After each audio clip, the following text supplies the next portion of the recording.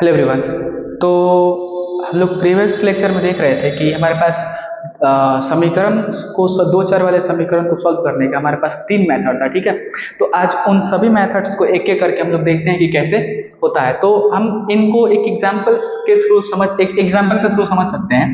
Let's say कि मान लेते हैं हमारे पास ये कोई एग्जांपल है x plus 5y equals to 8 और 2x प्लस में y इक्वल्स टू 5। ठीक है, तो मैंने बोला था कि हमारे पास तीन मेथड, एक प्रतिस्थापन विधि, एक विलोपन विधि और एक वज्र गुणन विधि। तो एक एक करके हम लोग देखते हैं। तो सबसे पहले हम लोग सीखते हैं कि प्रतिस्थापन में क्या होता है। देखो, तो अगर बात किया जाए प्रतिस्थापन का ना, प्रतिस्थापन विधि, तो देखो जैसा कि इसका नाम दिख रहा है प्रतिस्थापन, तो एक को प्रतिस्थापित कर देना है, यानी किसी भी एक चर को दूसरे के पद में हमें लिखना होता है। ठीक है, तो हम यहाँ से एक काम कर सकते हैं कि इसको अगर समीकरण 1 बोल दें, इसको समीकरण नंबर 2 बोल दें। ठीक है, तो अगर देखो तो समीकरण 1 से अगर देखा जाए तो समीकरण 1 से आ जाएगा हमारे पास x plus 5y equals to 8। अब यहाँ से ये हो जाएगा x is equals to 8 minus का 5y। हमने यहाँ से x को y के पदों में लिख लिया। ठीक है, हमने क्या किया यहाँ पे x को y के पदों में लिख लिया। अब हमने जो टर्म ये लिखा है ना, इसको हम समीकरण 2 में पुट करेंगे। ये नहीं कि समीकरण 1 में पुट कर देना, वैसे हमारा आंसर कभी नहीं निकल पाएगा।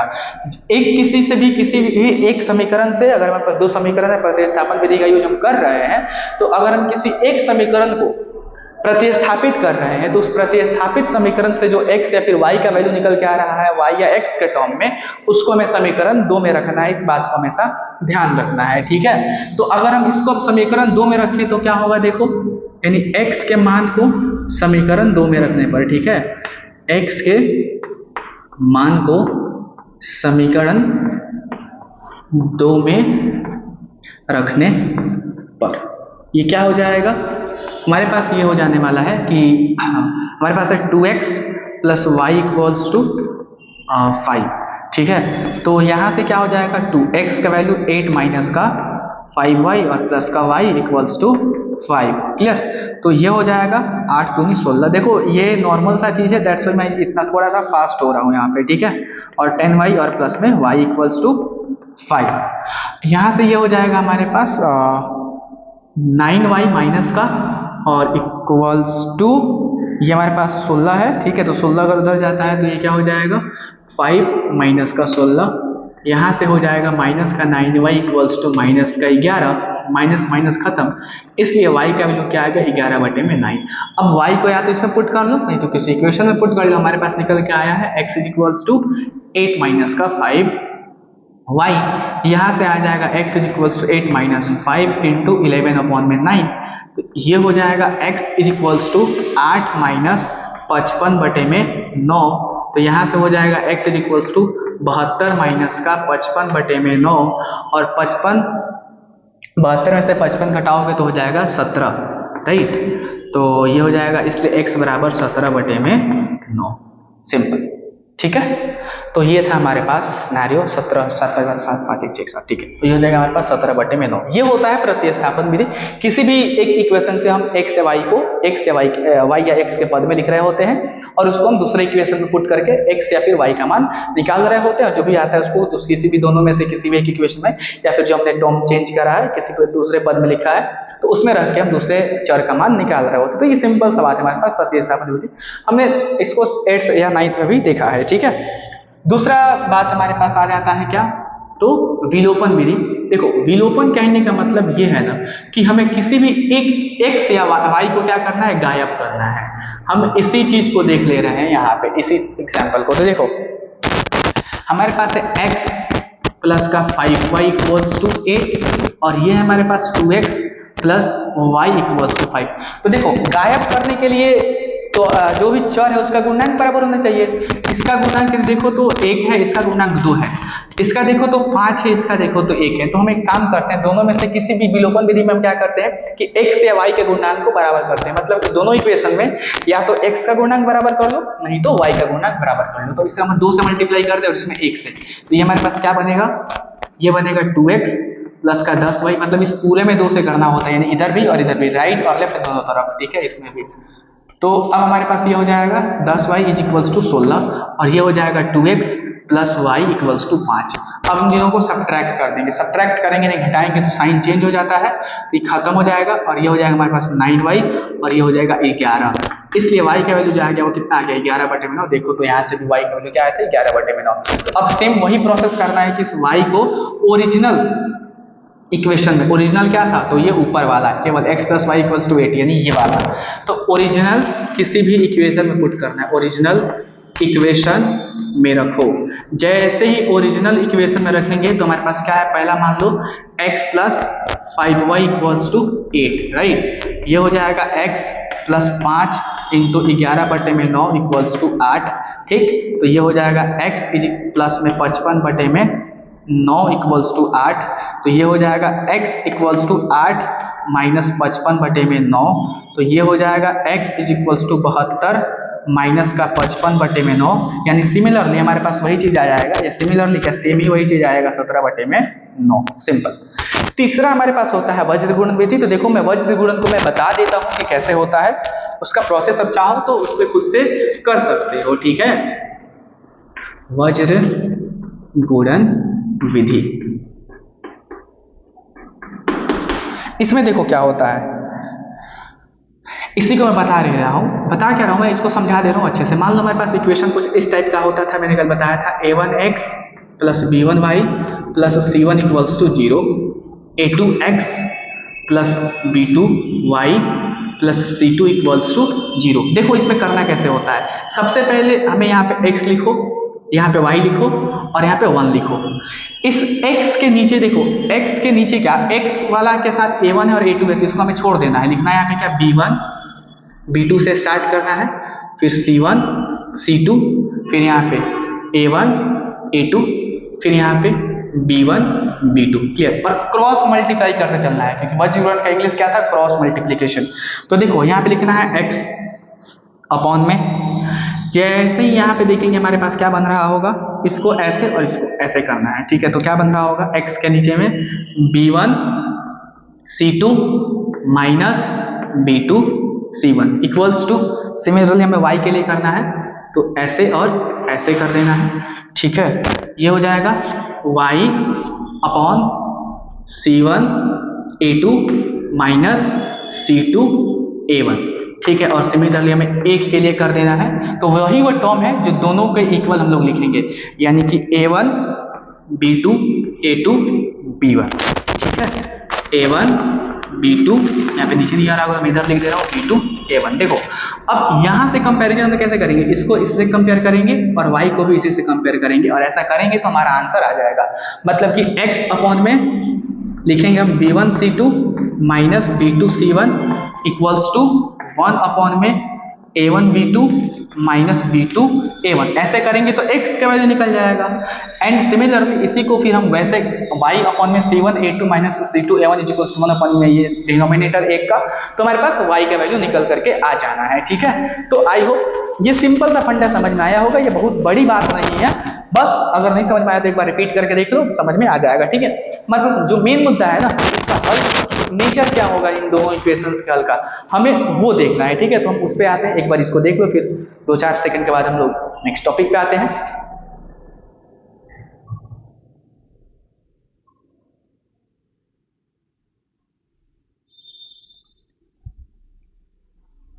चलो तो हम आते हैं नेक्स्ट मेथड पे, आई मीन नेक्स्ट टॉपिक पे, ठीक है।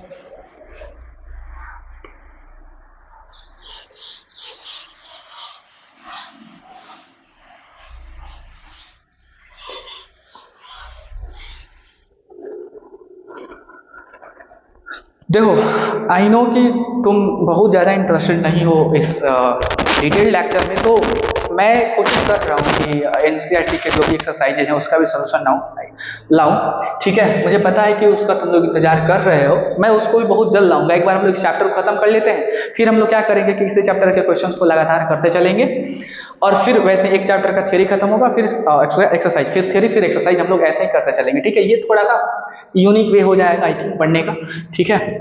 चलो तो अब हमारे पास आता है कि मान लो, एक सेकेंड, ओके, तो तो अगर मान लो हमारे पास क्या है, ये जो भी पेयर ऑफ इक्वेशन है वो कुछ इस तरीके का है, a1 x plus b1 y plus c1 equals to 0, a2 x plus b2 y plus c2 equals to 0। Clear?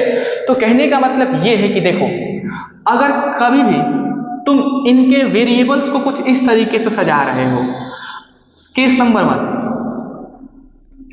Check कैसे करेंगे, नेचर ऑफ सॉल्यूशन।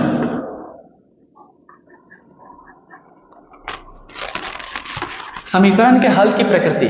तो केस नंबर 1 देखो, केस 1 क्या है हमारे पास, देखो केस 1 है कि अगर कभी भी तुम ऐसे करते हो लाइक a1 अपॉन में a2 equals to b1 upon में b2, अगर यही दोनों मतलब कि दोनों x का जो भी गुणांक है उनका रेशियो और जो भी y का गुणांक है उनका रेशियो अगर इक्वल नहीं आता है तो हम बोलेंगे कि इसका कैसा हल है, अद्वितीय हल है।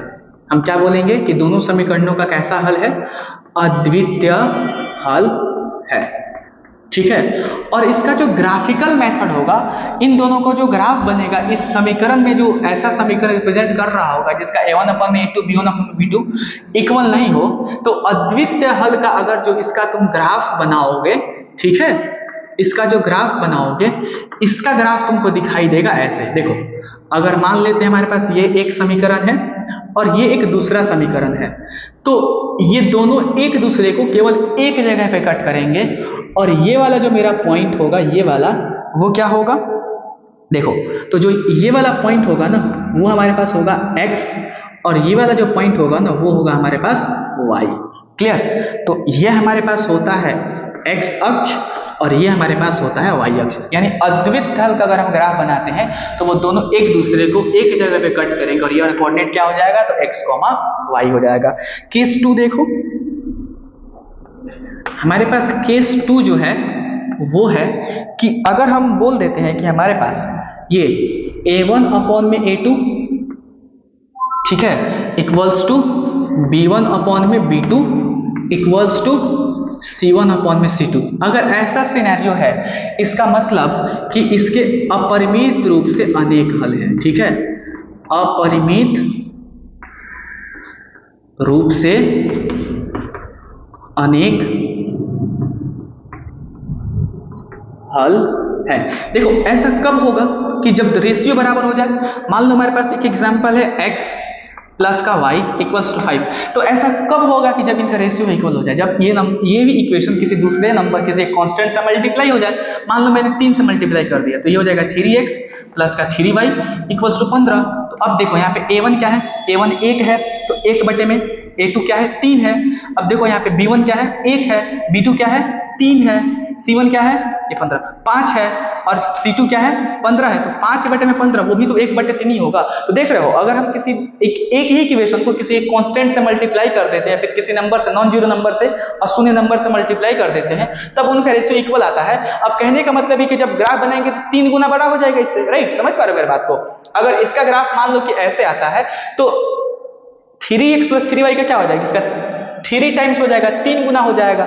यानी कि एक ही के ऊपर एक, इस अनंत बिंदुएं एक दूसरे को ओवरलैप कर रही हैं, यानी कि अपरिमित रूप से अनेक हल हो जाएंगे। यानी हम जब ग्राफ बनाएंगे ना, इसका जो ग्राफ आता है अपने पास वो कुछ इस तरीके से होगा, x और y। देखो, तो ये अगर ग्राफ मेरा किसी एक इक्वेशन का है तो दूसरा इक्वेशन का ग्राफ भी इसके ऊपर ही जस्ट ओवरलैप कर जाएगा। क्लियर? इस तरीके से होगा वो। ठीक है? चलो, अब हमारे पास तीसरा एंड लास्ट केस आता है। केस नंबर 3 ये है हमारे पास कि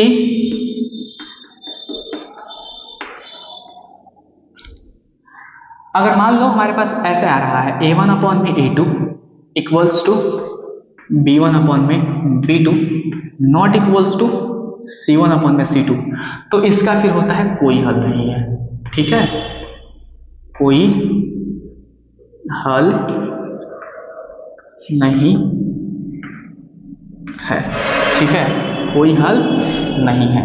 और इस जब कोई हल नहीं है तो इसका जब हम ग्राफ बनाते हैं ना, तो देखो कैसा आता है, ठीक है।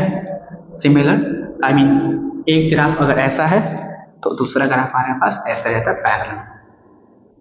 ठीक है, तो सीखने वाली चीज ये है। और देखो इस तरीके से ये हमारा चैप्टर वैसे खत्म भी हो जाता है, ये इतना ही थियरी है इसमें।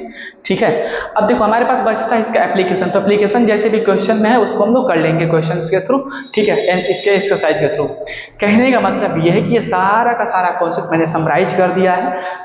और ऐसा नहीं कि उड़ा उड़ा करके करा दिया। हाँ, मैं फास्ट थोड़ा सा जरूर हूँ, बट फास्ट मेरे को होना पड़ेगा क्योंकि हमारे पास अब समय कहीं ना कहीं धीरे धीरे कम ही बच रहा है, क्योंकि एग्जाम के नजरिए से। तो होना ये है कि फोकस्ड होकर के सुनो मेरी बातों को और एक एक चीज को समझो आसानी से, सारा चीज समझ में आ जाएगा। जब क्वेश्चन जो करेंगे तो और क्लैरिटी आ जाएगा। ठीक है, तो बाकी जो बात होगा वो हम क्वेश्चंस के साथ कर लेंगे। बाकी अपना कमेंट में राय देना कि कैसा लग रहा है, कि क्वेश्चन मेरे को कराना चाहिए, मतलब कि एनसीईआरटी सीरीज की जरूरत है कि नहीं है। अगर जरूरत है, वैसे जरूरत हो या ना हो, जरूरत तो है ही, मैं उसको लेकर के आऊंगा नेक्स्ट वीडियो से। कोशिश करूंगा कि अब इसका एनसीईआरटी के एक्सरसाइज में खत्म कर दूं, फिर हम लोग अगले चैप्टर पे मूव करेंगे। ठीक है, तो देखो सिंपल सा बात मैं ये बोलूंगा कि अगर डर वर लग रहा है किसी चैप्टर से तो मेरे साथ बने रहो, डर कहीं ना कहीं खत्म तो होगा। एटलीस्ट 90 to 95% खत्म हो जाएगा। मैं 100% का वादा नहीं कर सकता हूँ, क्योंकि 100% सिंपल सा बात है, कोई चीज़ पूरा हो नहीं सकता है। ठीक है, परफेक्ट कोई चीज़ नहीं हो सकता है, सब में इम्परफेक्शन रहता ही रहता है। ठीक है, तो अगर सही लग रहा है तो अपने दोस्तों के साथ भी शेयर करो और अपना भी राय शेयर करो। बाकी हम लोग मिलेंगे नेक्स्ट वीडियो में। आज के लिए इतना ही, बाकी पढ़ते रहो, नोट्स बनाते रहो, and all the best for your board examination, and thanks for watching my lecture. बाकी बाय बाय।